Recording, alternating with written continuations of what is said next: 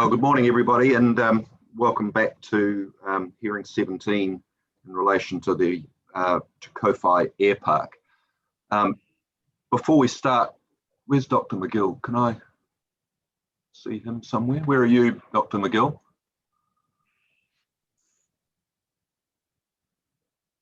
Is he not there? Good morning. We can't hear you. You can't hear you, can't see you.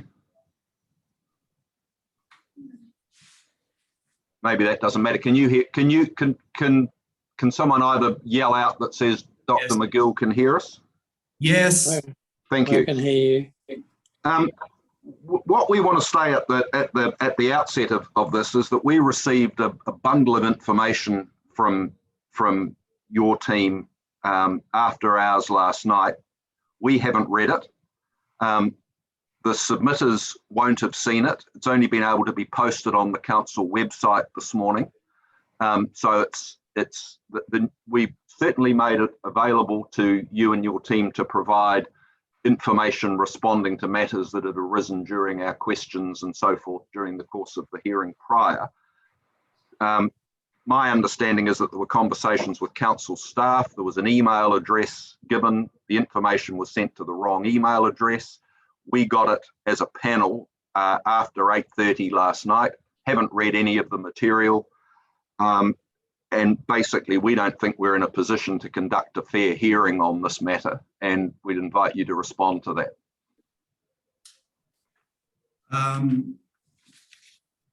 I do apologise for that, sir. I think you make some reasonable points. I don't think that there's a lot of material that was provided. It was to some degree affected by the Easter break and my return from leave in terms of our ability to address questions and reply. The reply is evidence that would have been given orally anyway, or is to be given orally. I'd like to suggest, given that it's not extensive, that perhaps we have a short adjournment or an adjournment this morning for an opportunity to read it. It was reply evidence, so no other party has a reply to our reply. We came last, so we have an opportunity to reply to new evidence that was adduced during the hearing, and that's what we've done. So it would be addressed orally in any event. We provided it in writing, late, I accept, in order that it was a resource that you could return to. Well, it's not just a matter of us reading it, I don't think, because there's a lot of, the hearing to date has been pretty technical, and at a flick through this, which is all we've been able to do, is there's a bunch of information of a fairly detailed nature that says this is why, in relation to things like noise and existing use rights and so forth, why your folk believe a certain outcome is appropriate. You'll have heard from the previous hearing that we've delved fairly deeply into that and asking questions of people so that we can make a fully informed decision. And my immediate response is an adjournment enabling us to read this material would take a reasonable amount of time simply to read it, but to digest it so that we could then conduct a fulsome hearing and fully test it. My view, and I don't know what the rest of the panel think, I don't believe that we're in a position to do that today.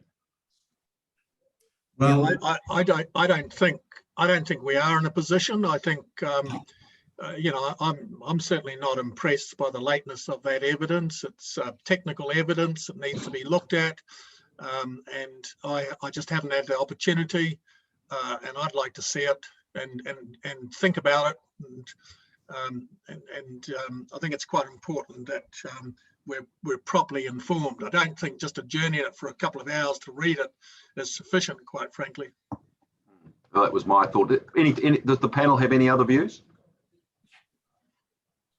No, I'm in agreement as well with the information that, or the comments put forward by the chair and the deputy chair. Yeah, no, I'm not impressed with this at all. I just believe it's rude, I think, if I could say that kindly, to be given this sort of evidence that we expected to have digested this morning. I think, and in fairness to the all the other submitters from Te Kowhai as well, they haven't even seen it or would have never known about it. I think they've got a politeness to be able to read it and hear what's going to be presented. Thank you for that. I will push back on the submitters. It is evidence and reply. I appreciate the point that you would like an opportunity to review it. It was material that we were going to deliver orally, but I am in the panel's hands. I repeat that we had limited time after my return to get this back together with other commitments. That's not our problem. That isn't our problem. I understand, and I'm not making that your problem, sir. I'm just explaining the situation. I mean, we were originally given next week, and then the hearing date was changed again. But I accept your point, and I apologise that it has been filed so late.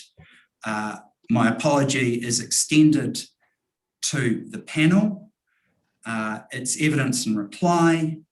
I don't think that the submitters were going to have an opportunity to reply to it anyway because we were given a reply. I think that I accept that last point, but the purpose is not to enable submitters to reply.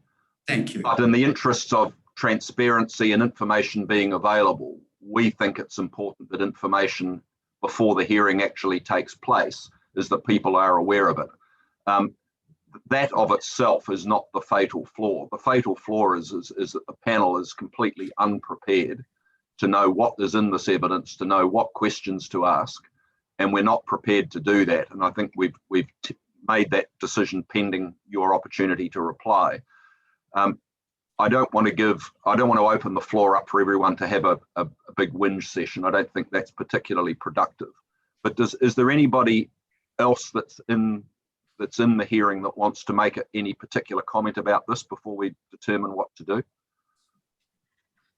And don't feel obliged to. There's no obligation on you to reply.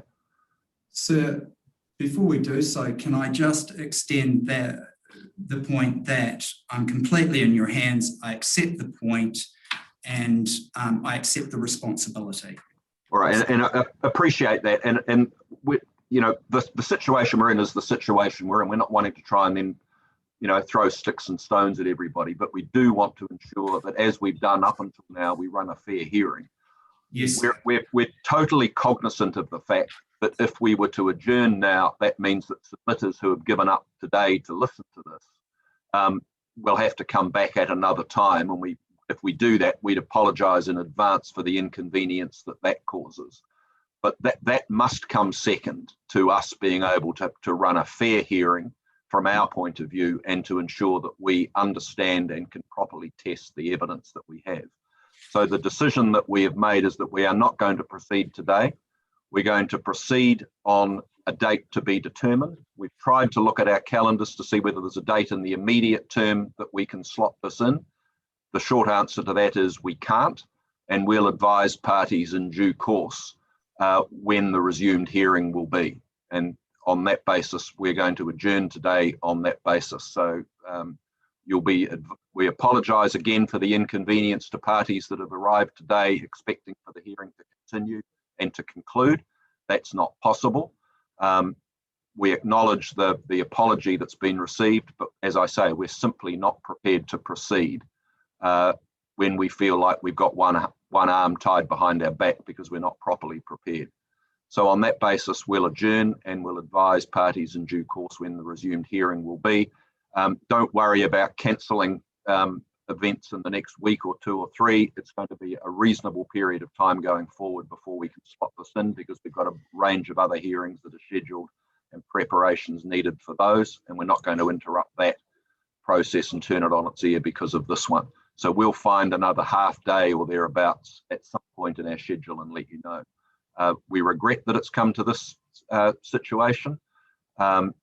we want to make, I think I want to make the point finally before closing, is that the applicant is, well, sorry, I keep calling the applicant, I apologise for that. It's not the applicant, it's NZTE, are perfectly entitled to provide the sort of information that has been provided. The issue is simply the fact that it's been provided so late that we're unprepared to proceed to quiz and question it. So on that basis, we'll adjourn and apologise again, and we'll be in touch in due course. Thank you, everyone.